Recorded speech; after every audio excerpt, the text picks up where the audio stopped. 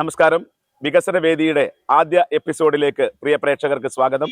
ആറന്മുള പഞ്ചായത്തിലെ വികസന ചർച്ചകളാണ് ഇവിടെ നടക്കുന്നത്.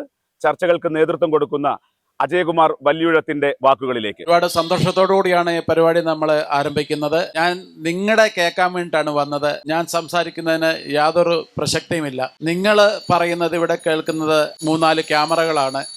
അതിൽ വരുന്ന നിങ്ങളുടെ അഭിപ്രായം ഒരു രൂപരേഖ തയ്യാറാക്കി പഞ്ചായത്തിന് സമർപ്പിച്ച് അതിൻ്റെ ഫോളോ അപ്പ് അടക്കം ചെയ്യാന്നുള്ള കർത്തവ്യമാണ് നമുക്കുള്ളത്. അതുകൊണ്ട് ഞാൻ ദീർഘിപ്പിക്കുന്നില്ല. നിങ്ങൾ പറയുക, നിങ്ങൾ പറയുന്നത് കേൾക്കാനാണ് ഞാൻ വന്നത്. നമുക്ക് സുഗതകുമാരി ടീച്ചറിൻ്റെ തറവാടെന്ന് പറഞ്ഞു കഴിഞ്ഞാൽ ലോകം മൊത്തം അറിയപ്പെടുന്ന ഒരു സ്ഥലമാണ് ആറന്മുള. അതുമായിട്ട് ബന്ധപ്പെട്ട ഒരു 5 വർഷം മുമ്പേ അവിടെ ഏകദേശം 60 ലക്ഷം രൂപയുടെ ഒരു പുനഃപ്രവർത്തനമൊക്കെ നടത്തി. അത് നല്ല രീതിയിൽ അതൊരു പുരാവസ്തു വകുപ്പ് അത് ഏറ്റെടുത്ത് നല്ല രീതിയിലുള്ള ഒരു പണികളെല്ലാം പൂർത്തീകരിച്ച് ഇരിക്കുന്ന ഒരു സാഹചര്യത്തിൽ നിലവിൽ അത് കാട് കയറി കിടക്കുന്ന ഒരു അവസ്ഥയാണ്. അപ്പോൾ അത് പൊതുജനങ്ങൾക്കും, അതായത് ഈ ആറന്മുള വള്ളസദ്യ സീസൺ തുടങ്ങിക്കഴിഞ്ഞാൽ ലക്ഷക്കണക്കിന് ആൾക്കാരാണ് ആറന്മുളയിൽ എത്തിച്ചേരുന്നത്. അപ്പോൾ അവർക്കെല്ലാം ഉപകാരപ്രദമാകുന്ന രീതിയിൽ ഇത് പൊതുജനങ്ങൾക്ക് ഉപകാരമായ രീതിയിൽ അടിയന്തരമായിട്ട് അത് തുറന്നു കൊടുത്തുകൊണ്ട് പബ്ലിക്കിനെ അവിടെ കയറാനുള്ള ഒരു സാഹചര്യം ഉണ്ടാക്കണമെന്നാണ് ഒന്നാമത്തെ അഭിപ്രായം. രണ്ടാമത്തെ കാര്യം എന്ന് പറഞ്ഞു കഴിഞ്ഞാൽ ഈ വള്ളസദ്യയുമായിട്ട് ബന്ധപ്പെട്ട് KSRTC പാക്കേജിൻ്റെ ഭാഗമായിട്ട് ധാരാളം KSRTC ബസ്സുകൾ ഇവിടെ വരാറുണ്ട്. അപ്പോൾ അത് നമുക്ക് കണ്ടുവരുന്നതെന്ന് പറഞ്ഞു കഴിഞ്ഞാൽ ആറന്മുളയുടെ ഒരു മാർഗ്ഗതടസ്സം ഉണ്ടാക്കുന്ന രീതിയിൽ റോഡിൻ്റെ ഇരുവശങ്ങളിലുമായിട്ട് ഈ KSRTC ബസ് പാർക്ക് ചെയ്യുന്ന ഒരു സാഹചര്യങ്ങളാണ് നമുക്ക് കാണാൻ സാധിക്കുന്നത്. നമുക്ക് എല്ലാവരും കാണുന്നതാണ്. അപ്പോൾ അതിന് അടിയന്തരമായിട്ടൊരു പാർക്കിംഗ് ഗ്രൗണ്ട് ആറന്മുളയിൽ അത്യാവശ്യമാണ്. അത് എൻ്റെ ഒരു രണ്ടാമത്തെ കാര്യമാണ്. മൂന്നാമത്തെ കാര്യം എന്ന് പറഞ്ഞു കഴിഞ്ഞാൽ നമുക്കൊരു ഫയർ സ്റ്റേഷൻ, അത് നമുക്കിപ്പോൾ നിലവിൽ അതിനുള്ള സൗകര്യമുണ്ട്. കാരണം ആറന്മുള പോലീസ് സ്റ്റേഷന് സമീപത്തായിട്ട് ഒരു ക്വാർട്ടേഴ്സ് അത് പൊളിഞ്ഞു കിടപ്പുണ്ട്. നേരത്തെ അത് മന്ത്രി വീണ ജോർജ് ഉൾപ്പെടെയുള്ളവർ അതൊന്ന് നോക്കിയതാണ്. പക്ഷേ അത് പിന്നീട് അതിൻ്റെ കാര്യങ്ങളുമായിട്ടൊന്നും മുന്നോട്ട് പോയിട്ടില്ല. അപ്പോൾ അടിയന്തരമായിട്ട് ആ ഒരു കാര്യം കൂടെ ഇടപെട്ടുകൊണ്ട് അവിടെ ഒരു ഫയർ സ്റ്റേഷൻ വന്നു കഴിഞ്ഞാൽ ആറന്മുളയുള്ള ധാരാളം വ്യാപാര വ്യവസായ സ്ഥാപനങ്ങളൊക്കെ ഉണ്ട്, അതിനെല്ലാം ഒരു ഉപകാരമാകുന്ന രീതിയിലുള്ള പ്രയോജനമായിരിക്കും. ഇവിടെ പറഞ്ഞ 3 കാര്യങ്ങളും വളരെ പ്രസക്തമാണ്. നമുക്കറിയാം, നമ്മുടെ സുഗതകുമാരി ടീച്ചർ അവര് ലോകം മുഴുവൻ അറിയപ്പെടുന്ന നമുക്കെല്ലാം അഭിമാനമായിട്ടുള്ള കവയത്രിയാണ്. അവരുമായി ബന്ധപ്പെട്ടിട്ടുള്ള വിഷയം, ഈ 3 വിഷയങ്ങളും, അതിൽ പ്രധാനമായിട്ടുള്ള മറ്റൊരു വിഷയം എന്ന് പറയുന്നത് നമ്മുടെ ഫയർ സ്റ്റേഷനുമായിട്ട് ബന്ധപ്പെട്ടിട്ടുള്ളതാണ്. അപ്പൊ ഈ വിഷയത്തിൽ നമ്മുടെ അടിയന്തരമായ ശ്രദ്ധ പതിയേണ്ടതുണ്ട്. ആ കാര്യങ്ങൾ നമ്മൾ ചർച്ച ചെയ്യപ്പെടേണ്ട ഒരു വലിയ വിഷയം തന്നെയാണ്. വളരെ ഇമ്പോർട്ടൻ്റ് ആയിട്ടുള്ള ഒരു വിഷയം തന്നെയാണത്. എല്ലാവരെയും ബാധിക്കുന്നതുമാണ്. തീർച്ചയായിട്ടും അത് നമ്മുടെ മെയിൻ പോയിന്റായിട്ട് തന്നെ രേഖപ്പെടുത്തും. നമ്മുടെ വിശ്വോത്തരമായ ഉത്രട്ടാതി ജലമേള നടക്കുന്ന ഈ സ്ഥലത്ത് ഒരു വാട്ടർ സ്റ്റേഡിയം നിർമ്മിക്കണമെന്നുള്ള ആവശ്യം 25 വർഷങ്ങൾക്ക് മുമ്പേ ആരംഭിച്ചതാണ്. 3 തറക്കല്ല് അവിടെ ഇട്ടിട്ടുണ്ട്. ഇത്രയും നാളായിട്ടും ഒരു വാട്ടർ സ്റ്റേഡിയം അവിടെ നിർമ്മിക്കുന്നതിന് കഴിഞ്ഞിട്ടില്ല. അതിന് മുൻകൈ എടുക്കുന്നതിന് തരത്തിൽ ഉള്ള ഒരു പ്രവർത്തനം ഉണ്ടാകുന്നത് നല്ലതായിരിക്കും. അതുപോലെ തന്നെ കൂത്താടത്ത് കടവ് പമ്പാ തീരത്ത് വയോജനങ്ങളുടെയും കുട്ടികളുടെയും ഒരു വിനോദ സൗഹൃദ കേന്ദ്രം PIPയുടെ സഹായത്തോടുകൂടെ അവിടെ തീരം കെട്ടി നമ്മൾ ഇട്ടിട്ടുണ്ട്. അത് അവിടെ സർവേയർ വന്ന് അളന്ന് തിരിച്ച് 30 സെൻറ്റ് സ്ഥലം മാറ്റിയിട്ടിട്ടുണ്ട്. അവിടെ കൂടുതൽ ഇച്ചിരൂടെ മണ്ണിട്ട് ഉയർത്തിയാൽ അവിടെ ഒരു വിനോദ സൗഹൃദ കേന്ദ്രം സ്ഥാപിക്കാൻ കഴിയും. കോവിഡ് വന്നതിന് ശേഷം ആളുകളുടെ മരണസംഖ്യ ഉയർന്നുകൊണ്ടിരിക്കുക. ഓരോ ദിവസം കഴിയുന്തോറും മരണപ്പെടുന്ന ആളുകൾ, നമ്മുടെ സഹോദരന്മാരെല്ലാം മരണപ്പെടുന്ന ആളുകളുടെ എണ്ണം വർദ്ധിച്ചുകൊണ്ടിരിക്കും. അപ്പോൾ ഒരു പൊതു ശ്മശാനത്തിൻ്റെ ആവശ്യകത വളരെ വലുതാണ്.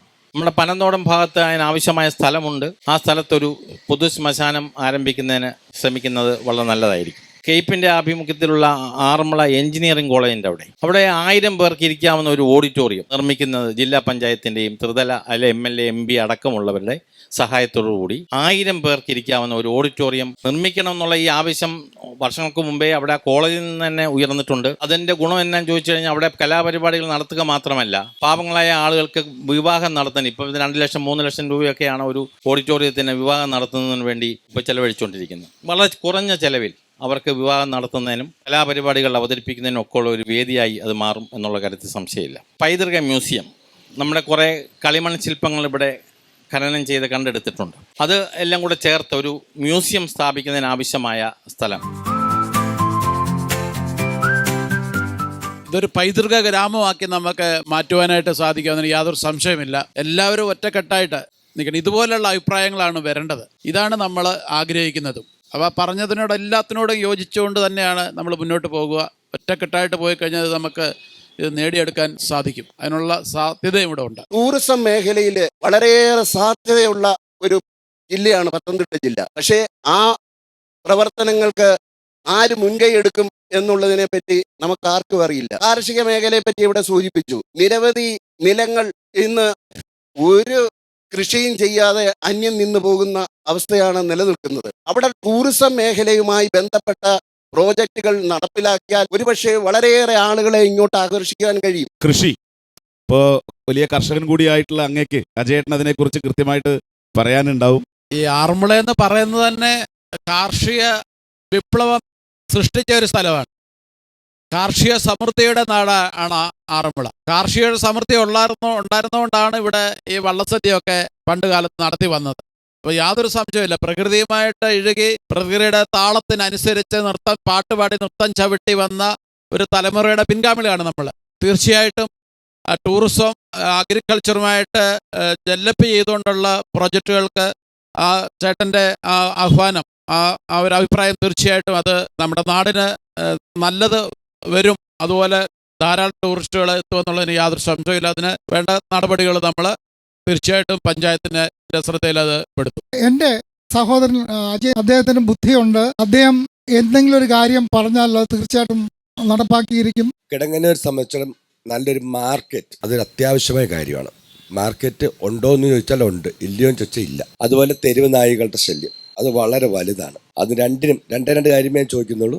ആ രണ്ട് കാര്യത്തിനും ഒരു തീരുമാനമാക്കി തരണം. നല്ല വൃത്തിയുള്ള ഒരു മാർക്കറ്റ് ആണ് അദ്ദേഹം ഉദ്ദേശിച്ചതെന്ന് തോന്നുന്നു. അപ്പോൾ ആളുകൾക്ക് കയറി അവിടെ സാധനങ്ങൾ വാങ്ങാനുള്ള ഒരു സംവിധാനത്തിലുള്ള ഒരു നല്ല മാർക്കറ്റ്, അതുപോലെ തന്നെ തെരുവുനായി, അത് ചർച്ച ചെയ്യേണ്ട വിഷയമാണ്. എന്തായാലും അജയേട്ടൻ്റെ അതിനെക്കുറിച്ചുള്ള അഭിപ്രായം പറയാം. ഞാനും ആഗ്രഹിക്കുന്ന ഒരു കാര്യമാണ്, എന്തുകൊണ്ട് ഇതുവരെ നമ്മൾ ആ തലത്തിലേക്ക് ഉയർന്നില്ല? നമുക്ക് മാറണം. ആ മാറുന്നതിൻ്റെ തുടക്കമാണ്, മാറ്റത്തിൻ്റെ തുടക്കമാണല്ലോ ഇങ്ങനൊരു ചർച്ച തന്നെ. തീർച്ചയായിട്ടും അതിനുവേണ്ടിയുള്ള പരിശ്രമം ഉണ്ടാകും. അതെല്ലാവരും ആഗ്രഹിക്കുന്നതാണ്. അസീസ് ഭായി പറഞ്ഞത് വളരെ ഇമ്പോർട്ടൻ്റ് ആയിട്ടുള്ളൊരു കാര്യമാണ്. നല്ലൊരു മാർക്കറ്റ് ഉള്ളേറിയൽ മെയിൻ റോഡിലല്ലാതെ നമുക്ക് അതിന് സ്ഥലം കണ്ടെത്തി നല്ല കോംപ്ലക്സ് ഒക്കെ പണിഞ്ഞ് മഴ പെയ്താലും ആൾക്കാർക്ക് സാധനങ്ങൾ വാങ്ങിച്ച് പോകത്തക്ക രീതിയിലുള്ള ഒരു സമുച്ചയം. കാവുകൾ, കൃഷിയിടങ്ങൾ, അങ്ങനെ ഒരു പിൽഗ്രിം സർക്യൂട്ടും ഒരു ടൂറിസ്റ്റ് സർക്യൂട്ടും വ്യത്യസ്തമായി ഉണ്ടാക്കിയാൽ നമുക്ക് മറ്റുള്ള സ്ഥലങ്ങളിലേക്കൂടെ ആറന്മുളയിൽ താമസമാക്കി അവരെ ഗവിയിലേക്കും കോന്നിയിലേക്കും അടവിയിലേക്കും മലയാളപ്പുഴ, ശബരിമല അങ്ങനെയുള്ള അമ്പലങ്ങളിലേക്കും പരുമല പോലെയുള്ള ക്രിസ്തീയ തീർത്ഥാടനങ്ങളിലേക്കും കൊണ്ടുപോകുന്ന ഒരു പദ്ധതി ആറന്മുള കേന്ദ്രീകൃതമാക്കി നടപ്പാക്കുന്നത് നന്നായിരിക്കും.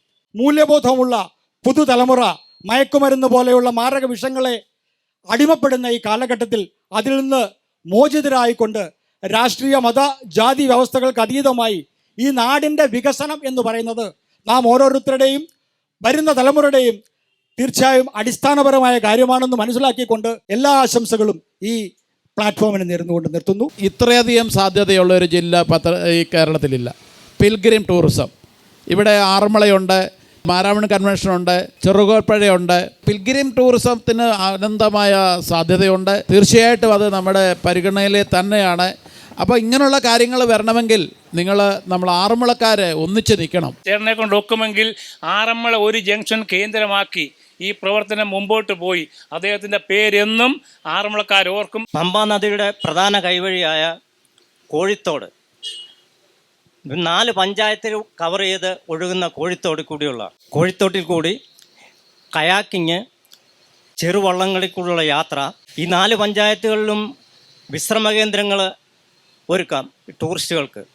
അതായത് ഈ ആറന്മുള വരുന്ന ടൂറിസ്റ്റുകൾക്ക് 1-2 ദിവസം ഇവിടെ താമസിച്ച് അവർക്ക് ആറന്മുളയിലെ കാഴ്ചകൾ കാണാനുള്ള അവസരം ഒരുക്കുക എന്നുള്ളതാണ് ഈ പദ്ധതി കൂടെ ഉള്ള ഉദ്ദേശം. അപ്പോൾ ഈ പാടത്തിനടുക്കൂടെയുള്ള യാത്ര ടൂറിസ്റ്റുകൾക്ക് വില്ലേജ് ലൈഫ് ആസ്വദിക്കാനുള്ള ഒരു അവസരമായിട്ട് മാറും.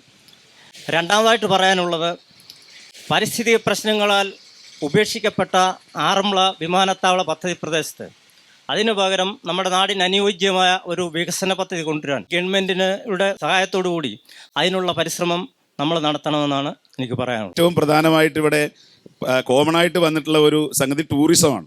അതാണ് അദ്ദേഹത്തിൻ്റെയും പ്രധാനമായിട്ടുള്ള ആവശ്യം. ടൂറിസം ഞാൻ പറഞ്ഞല്ലോ, ഈ ഗ്രാമവികസനത്തിലൂടെ ടൂറിസവും നമുക്ക് ചെയ്യാം. ഇപ്പം സൂചിപ്പിച്ചത് മറ്റുള്ള ഉദാഹരണത്തിന് നമ്മുടെ തായ്ലൻഡിലൊക്കെ ചെന്ന് കഴിഞ്ഞാൽ തായ്ലൻഡ്, മലേഷ്യ, ഇന്തോനേഷ്യയിലൊക്കെ ചെയ്യുന്ന ഗ്രാമത്തിനുള്ളിലാണ് അവർ ടൂറിസ്റ്റുകളെ ആകർഷിച്ചു കൊണ്ടുവരുന്നത്. അവരുടെ ഗ്രാമത്തിൻ്റെ തനതായ ആ മഹത്വത്തെ, അവിടുത്തെ ആ പൈതൃകത്തെ അവരെ താലോലിച്ച് വളർത്തി അത് വിദേശികളെ, സഞ്ചാരികളെ കാണിക്കുക എന്നുള്ളത്. തീർച്ചയായിട്ടും ഈ കയാക്ക് പോലുള്ള പെഡസ്റ്റൽ ബോട്ട് സിസ്റ്റമൊക്കെ ആറന്മുളയ്ക്ക് തൊട്ടുകൂടാത്തതല്ല.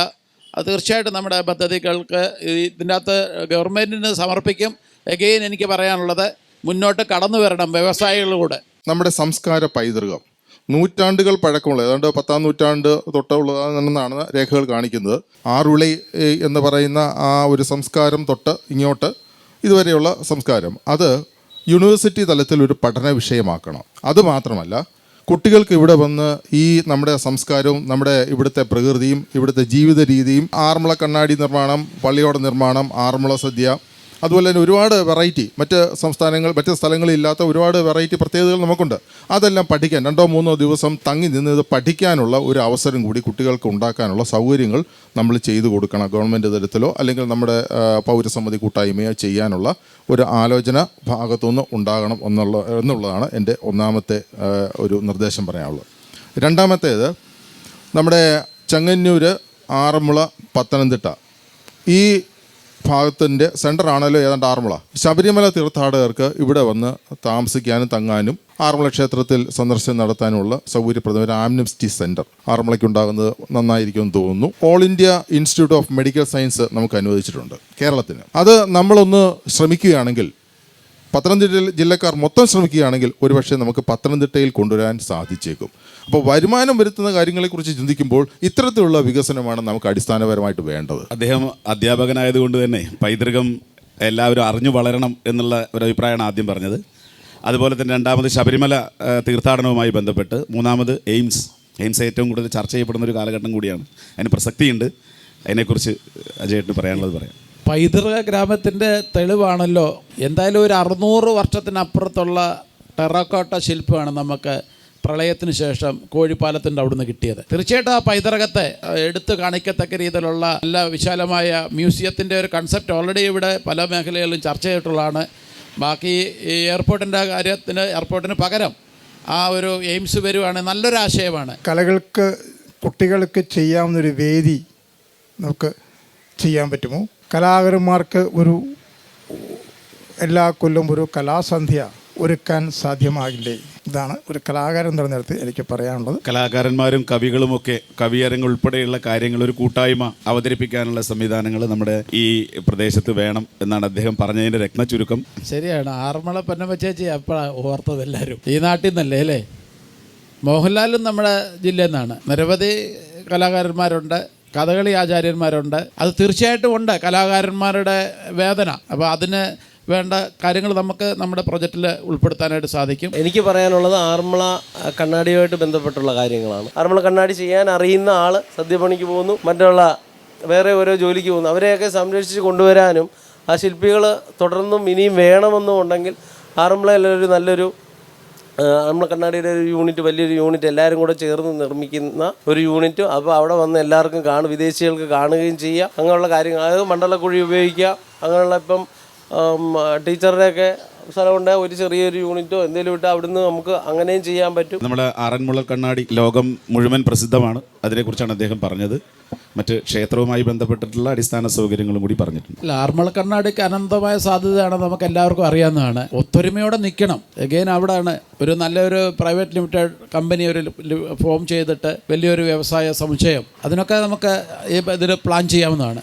കേരളത്തിൻ്റെ പൈതൃകം ഉൾക്കൊള്ളുന്ന ആറന്മുളയുടെ പള്ളിയോടം എന്നുള്ള നിലയ്ക്കുള്ള ഒരു ഇൻ്റർനാഷണൽ ലെവലിൽ കനായി കുഞ്ഞിരാമനും അത്തരം പ്രഗത്ഭ വ്യക്തികൾ രൂപകൽപ്പന ചെയ്യുന്ന ഒരു ഇൻ്റർനാഷണൽ ട്രോഫി ആറന്മുളയിൽ നിന്നും ഉണ്ടാകണമെന്ന് ഞാൻ ആഗ്രഹിക്കുകയാണ്. ആറന്മുള ക്ഷേത്രവും പരിസരവും വള്ളംകളി പ്രദേശങ്ങളും എല്ലാം ഉൾക്കൊള്ളുന്ന ആ പ്രദേശത്ത് വിവിധ ഔഷധ സസ്യങ്ങളുടെ ഒരു ഉദ്യാനം നമുക്ക് നിർമ്മിക്കാൻ പറ്റും. എന്തായാലും ആറന്മുളയെ സംബന്ധിച്ച് ഉള്ള കുറച്ച് കാര്യങ്ങളാണ് അദ്ദേഹം പറഞ്ഞത്.